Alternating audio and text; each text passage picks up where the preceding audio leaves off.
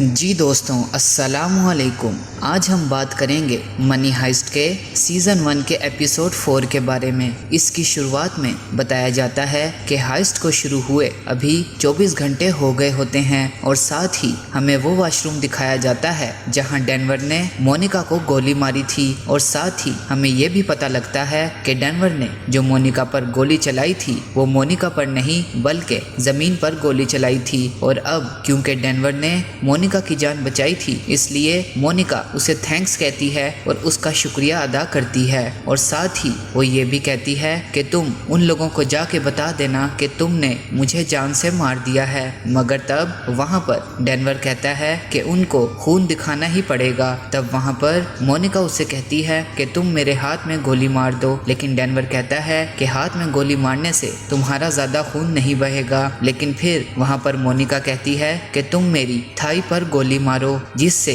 काफ़ी ज़्यादा खून बहेगा। और तभी वो एक गोली चलाता है और उस गोली की आवाज़ सुनकर वहाँ पर बर्लिन आ जाता है। फिर वो डेनवर से पूछता है कि आखिर तुमने 2 गोलियाँ क्यों चलाई हैं, लेकिन डेनवर उसके किसी भी बात का जवाब नहीं देता और बर्लिन उसे कहता है कि तुम मोनिका की बॉडी को ठिकाने लगा देना। और ये कहकर वो वहाँ से चला जाता है। और वहीं दूसरी तरफ सीन शिफ्ट होता है रखेल की मॉम पर, जिन्हें एक बीमारी होती है भूलने की। इसीलिए वो अपनी अलमारी में हर जगह स्टिकी नोट लगाए रखती है जिससे वो हर चीज़ को याद रख पाती है जो ज़्यादा इम्पोर्टेंट हो। और उन्हीं स्टिकी नोट्स को देखकर उसे याद आता है कि रखेल और उसकी बेटी पाउला जो उसके साथ उसी के घर में रहती हैं, लेकिन रखेल की बेटी पाउला अब यहाँ पर नहीं है। फिर वो रखेल के नंबर उन्हीं स्टिकी नोट से निकाल कर उसे कॉल करती है, लेकिन जब वो रखेल को कॉल मिलाती है तो रखेल प्रोफेसर के साथ बात कर रही होती है, इसीलिए वो अपनी मॉम का फ़ोन पिक नहीं कर पाती। और वहीं हमें दिखाया जाता है कि प्रोफेसर और रखेल आपस में डिस्कशन कर रहे होते हैं और हम देखते हैं कि प्रोफेसर ने सरेंडर करने वाला प्लान छोड़ दिया है और साथ ही वो मांग कर रहा होता है एक ट्रक और साथ ही एक बड़े से हेलीकॉप्टर की, ताकि वो चोरी के बाद वहाँ से निकल पाए। उन दोनों की ये बातें चल ही रही होती हैं कि प्रोफेसर के फ़ोन पर एक कॉल आती है जो कि बेसिकली रखेल की मॉम की होती है। वो प्रोफेसर से कहती है कि मुझे रखेल से बात करनी है, काफ़ी ज़्यादा अर्जेंट है। और इस वजह से प्रोफेसर अब रखेल की कॉल काट देता है। और वहीं पर हम उनके हेडक्वार्टर में देखते हैं कि रखेल कर्नल और एंजल को बताती है कि उनका असली प्लान यहाँ से चोरी करने का नहीं बल्कि वहाँ पर मौजूद कागज़ के बंडल से नोट छापना है। इसलिए वो मुझसे एक बड़े ट्रक और साथ में एक हेलीकॉप्टर की मांग कर रहा है। उन सभी का ये डिस्कशन चल रहा होता है कि वहाँ कैंप में प्रोफेसर पहुँच जाता है और रखेल को कहता है कि कल तुमने मेरा फ़ोन यूज़ किया था और अपनी मॉम को कॉल की थी, अब तुम्हारी मॉम को कॉल मुझे आई है, ज़रूरी उन्हें कोई इमरजेंसी होगी, तुम्हें उन्हें जल्द से जल्द कॉल करनी चाहिए। इस बात को समझते हुए रखेल फटाफट से अपनी मॉम को कॉल करती है और जब वो उन्हें कॉल करती है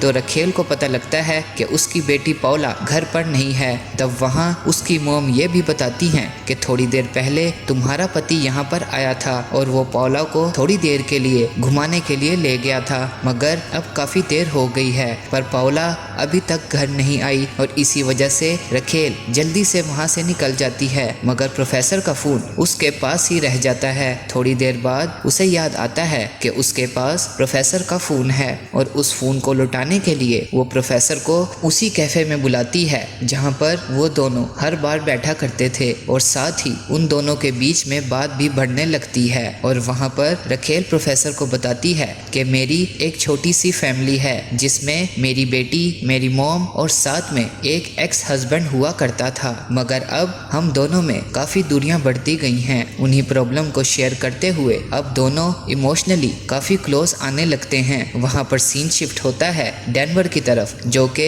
मोनिका को छुपाने के लिए अपनी उस तिजोरी में चला जाता है जो उसने और मॉस्को ने साथ मिलकर खोली थी। वहीं पर सीन शिफ्ट होता है बर्लिन की तरफ जिसके पास होता है आर्थुरू का मोबाइल। वो सबके बीच में जाता है और सबसे पूछता है कि आखिर ये फ़ोन किसका है, अगर तुम में से किसी ने भी मेरी बात बात का जवाब नहीं दिया तो मैं सबको मार दूंगा। मगर उसकी ये धमकी भरी बातें सुनकर टोक्यो को उस पर शक होता है और वो उसे साइड पर ले जाती है और पूछती है कि आखिर क्या मसला हुआ है। तभी वो उसे बताता है कि एक लड़की मोनिका जिसके पास से एक मोबाइल बरामद हुआ है, इसीलिए उसने डेनवर को जान से मारने का बोल दिया है और डेनवर ने अभी तक उसे कत्ल कर दिया होगा। अब क्योंकि प्रोफेसर का रूल था कि नो ब्लड यानी कि किसी का खून नहीं बहेगा, इसीलिए रियो को गुस्सा आ जाता है और वो प्रोफेसर को कॉल मिलाने की कोशिश करता है, लेकिन प्रोफेसर अपनी जगह पर नहीं होता, इसलिए वो उसकी कॉल को पिक नहीं कर पाता।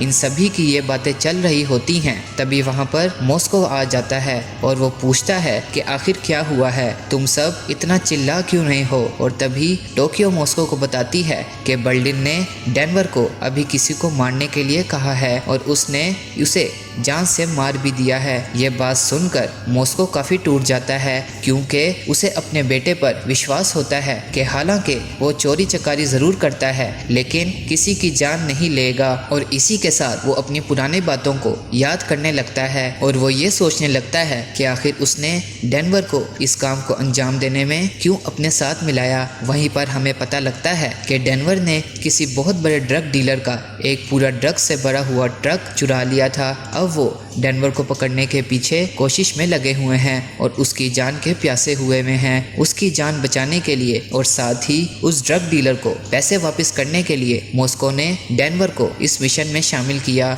मॉस्को इस बात को नहीं मान सकता था, इसीलिए वो बाथरूम में पहुंच जाता है ये चेक करने के लिए कि क्या सच में डेनवर ने किसी को जान से मारा है या नहीं। लेकिन तब वहां पे बर्लिन उसे पीछे से रोक देता है, लेकिन फिर भी मॉस्को वहां पर पहुंच जाता है और वो देखता है कि डेनवर उसका बेटा बाथरूम में पड़े खून को पोछा लगा रहा होता है और उसे साफ कर रहा होता है। इन्हीं सारी चीज़ों को देखकर मॉस्को को अटैक आ जाता है और वो ज़मीन पर गिर जाता है। इसी मोमेंट पर वहाँ पर हाइस्ट की पूरी टीम पहुँच जाती है। वो मॉस्को को वहाँ कमरे में सुलाकर वहाँ से चले जाते हैं। वहीं दूसरी तरफ डेनवर पहुँच जाता है कुछ एंटीबायोटिक्स और दवाइयाँ लेकर मोनिका के पास, क्योंकि उसका खून भी बहुत ज़्यादा बह चुका होता है। वो उसे बताता है कि अगर जल्दी हमने तुम्हारी गोली नहीं निकाली तो तुम्हारे पैर में इन्फेक्शन फैल जाएगा। मगर तब मोनिका उसे ये कहती है और मना कर देती है कि तुम बस सिर्फ नॉर्मल सा बैंडेज लगा दो, बाकी मैं देख लूँगी। वहीं दूसरी तरफ हम देखते हैं कि मॉस्को अपने सपने में मोनिका की लाश देखता है और वो नहीं चाहता था कि इस मिशन में किसी की जान जाए। अब वो मिशन को छोड़ना चाहता है, इसीलिए वो अपने कमरे से उठकर चला जाता है और रॉयल मिंट के मेन गेट खोलकर बिना मास्क के बाहर जा रहा होता है। तभी डेनवर उसे देख लेता है और उसके पीछे भागता है और उसे वापस रॉयल मिंट में ले आता है। इसी भागम भाग में वो दोनों जमीन पर गिर जाते हैं, मगर उनकी छोटी सी फुटेज पुलिस वालों को मिल जाती है और जैसे तैसे करके वो मॉस्को को वापस रॉयल मिंट में ले आता है। फिर डेनवर उसे बताता है कि अभी भी मोनिका जिंदा है, उसने उसे जान से नहीं मारा है। वहीं दूसरी तरफ एंजल रखेल के पास पहुंचता है और उसे बताता है कि अभी रॉयल मिंट में एक फाइट हुई है। और इस बात को सुनकर रखेल और एंजल हेडक्वार्टर की तरफ भागते हैं और प्रोफेसर भी अपने अड्डे पर जाता है और वो ये देखता है कि आखिर वहाँ पर क्या पंगा हुआ है। वहीं दूसरी तरफ हमें दिखाया जाता है कि डेनवर होसिजिस को कहता है कि अगर हम में से किसी को ऊपर छत पे जाना हो खुली हवा में सांस लेने के लिए तो वो मेरे साथ चल सकता है। तभी आर्थर उससे पूछता है कि आखिर क्या बात हुई थी। तभी डेनवर उसे कहता है कि होस्टेजेस में से किसी एक को पैनिक अटैक आया था और इसी की वजह से उसे फ्रेश एयर की जरूरत है और वो छत पर जाना चाहता है। अगर तुम लोगों में से किसी को जाना है तो मेरे साथ में चलो। मगर आर्थुरू इस बात को समझ जाता है और उसे पता था कि थोड़ी देर पहले ही अभी गोली चलने की आवाज आई है। तब आर्थुरू उससे पूछता है कि आखिर तुमने किसको जान से मारा है, मगर डेनवर उसे गन दिखाकर चुप करवा देता है और इसके बाद सभी होस्टेजेस को नकली मास्क और नकली गन देकर छत पर ले जाया जाता है ताकि वो थोड़ी देर के लिए फ्रेश एयर ले सकें। वहीं दूसरी तरफ ये सारा मामला स्नाइपर्स भी देख रहे होते हैं और उन्हें लगता है कि जरूर कोई गड़बड़ है। छत पर आर्थुरू जोर जोर से चिल्ला रहा होता है कि आखिर तुमने किसको जान से मारा है, मुझे बताओ। उसके हाथ में गन होती है और मुंह पर मास्क होता है। तो स्नाइपर रोबर्ट्स को लगता है कि ज़रूर वो उन लुटेरों में से ही कोई एक होगा,